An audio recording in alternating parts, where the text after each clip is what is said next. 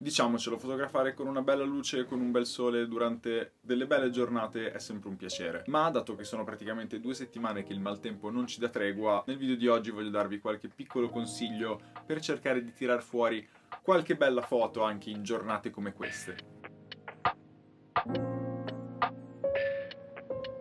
Ciao ragazzi, bentornati oppure benvenuti, io sono Enrico, sono un fotografo e prima di qualsiasi altra cosa vi chiedo di iscrivervi al canale e di lasciare un like al video per supportarmi e per supportare tutto questo progetto. In descrizione trovate gli altri link per potermi seguire su Instagram, su Threads, da qualsiasi parte insomma, ma non perdiamo altro tempo ed entriamo nel vivo del video. Nei giorni scorsi ho caricato un paio di video e entrambi sono stati fatti con una brutta luce. Questo è dato sia dalle nuvole che dalla pioggia e dato che sono 2 settimane che ormai va avanti e che non sembra smettere, ho deciso di portarvi anche questo video un po' più chiacchierato in cui vi do appunto qualche consiglio, oltre a farvi vedere come effettivamente scatto, ma dirvelo e raccontarvi qual è il mio processo creativo per cercare di tirare fuori dei risultati anche durante queste giornate che appunto per noi fotografi non sono il massimo. Poi per carità c'è chi preferisce una luce un po' più morbida come questa, anche se morbida è fare un complimento, oppure luce un po' più forte come può essere per esempio di mezzogiorno durante l'estate.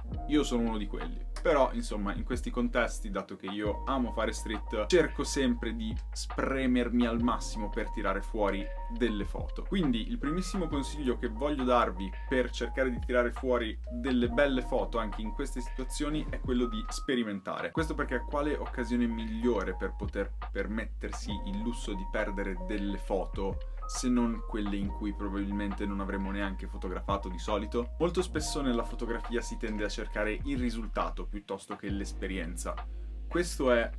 molto condivisibile soprattutto per chi ci lavora e per chi ci vive di fotografia. Ma se in situazioni come queste, dove probabilmente non sareste appunto neanche usciti per far foto, ne approfittate per sperimentare e per giocare un po' con la vostra attrezzatura, con i vostri settaggi, col vostro editing, secondo me non c'è occasione migliore per cercare di avere una crescita in più e magari effettivamente tirar fuori qualcosa di utile e di buono, perché in questa situazione, in questi giorni puoi permetterti, secondo me, veramente di sbizzarrirti e di essere il più creativo possibile, di provare magari anche lenti che di solito non usi. Per esempio, se usi abbastanza spesso gli obiettivi relativamente lunghi, tipo dal 50 in su, magari puoi provare ad andare in giro con un 28, con un 24, con un 35 e cercare di approcciarti a questa lunghezza focale e di creare in un modo differente da quello che magari faresti di solito, cercare di uscire dalla tua comfort zone e di non fare il compitino. Per quanto riguarda questo prossimo consiglio, chiaramente vale a maggior ragione in queste giornate piovose, ma secondo me questa è una parte fondamentale soprattutto nella street photography, ma in realtà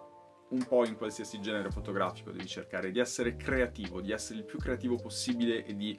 distinguerti in qualche modo, anche se in questo momento non è quello che ci interessa, però cercare di usare il tuo cervello e tutta quanta la tua creatività per fare foto differenti dal solito, no? Quindi sperimentando ed essendo creativo, e in questo caso l'ispirazione veramente ti può arrivare da qualsiasi cosa, che sia una pozzanghera, che sia un piccione, che sia un riflesso, che sia uno specchio che trovi in strada, che siano dei vetri. Qualsiasi cosa trovi per strada sappi che è lì per te. So che questa cosa può suonare in realtà molto scontata, perché probabilmente dovrebbe venirci anche in automatico di cercare di sfruttare le cose che vediamo,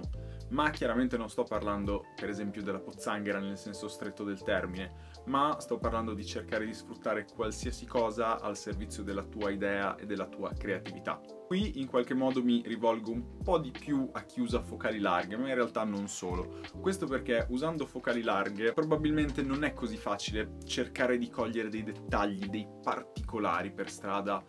qualcosa che faccia effettivamente da solo lo scatto senza bisogno probabilmente neanche di persone che si vedano, e cercare dei dettagli è molto più semplice con una lente un po' più lunga, con una focale un po' più spinta, per esempio sempre dal 50 in su. Io per esempio durante questi giorni ho usato praticamente solo il 55 e l'85 per appunto cercare di cogliere un gesto, uno sguardo particolare, un momento un po' più particolare del solito. Questo perché inserire tante persone e tante cose dentro una scena, dentro una composizione, già è difficile di per sé. Se in più non hai neanche una buona luce che ti aiuta, secondo me c'è il rischio che venga una foto piatta e senza personalità. Poi chiaramente sta sempre tutto quanto in mano a te e a quanto riesci a trasmettere tu con le tue immagini, questo non è per forza vero, però secondo me un buon consiglio potrebbe essere quello appunto di cercare di cogliere dei dettagli con lenti un po' più lunghe, quindi in qualche modo di non seguire la luce ma di seguire le persone.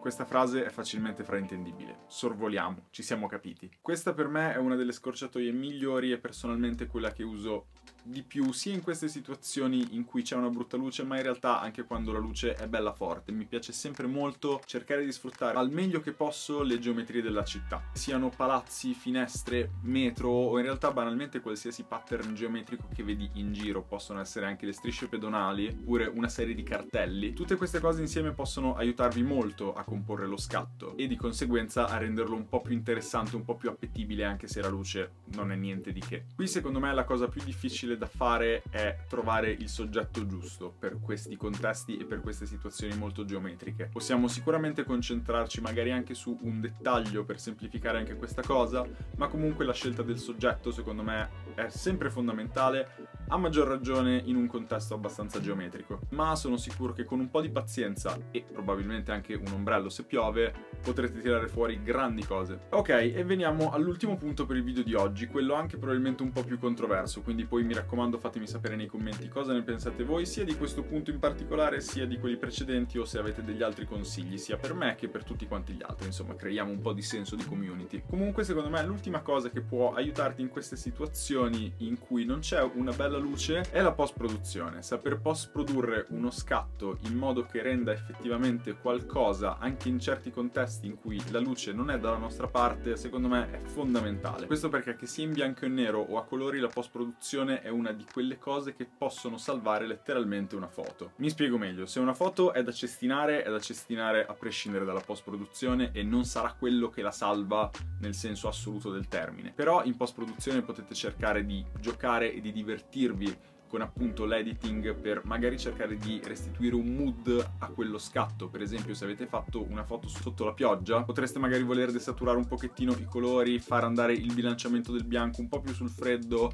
per magari cercare di rendere allo spettatore, a chi sta guardando la vostra foto, magari proprio quella sensazione di bagnato e di acqua addosso, che secondo me è una cosa che può funzionare. Oppure al contrario, dato che i colori non sono eccezionali, dato che la luce non lo è, potete cercare col bianco e nero di dirigere lo sguardo di chi guarda esattamente dove volete voi, quindi eliminando praticamente ogni distrazione. Anche se per il bianco e nero vi consiglio sempre di cercare di focalizzare lo scatto in bianco e nero già mentre scattate, di aggiustare i parametri già sul momento e di magari, se siete quel tipo di persona che scatta in priorità diaframmi, io per esempio non lo sono, preferisco andare sempre in full manual, cercate di passare in manuale per bilanciare bene lo scatto per il bianco e nero, cercate di pensarlo già prima di farlo. Questo perché Lightroom è sicuramente uno strumento super utile, che sia Lightroom o che sia qualsiasi altro software di editing che voi usate, però da solo non fa miracoli, bisogna che in qualche modo gli diamo una mano anche noi, ma magari di questo ne parliamo meglio in un altro video. Comunque io vi super ringrazio per aver guardato il video fin qui, vi ricordo ancora una volta che potete iscrivervi al canale, lasciare un like,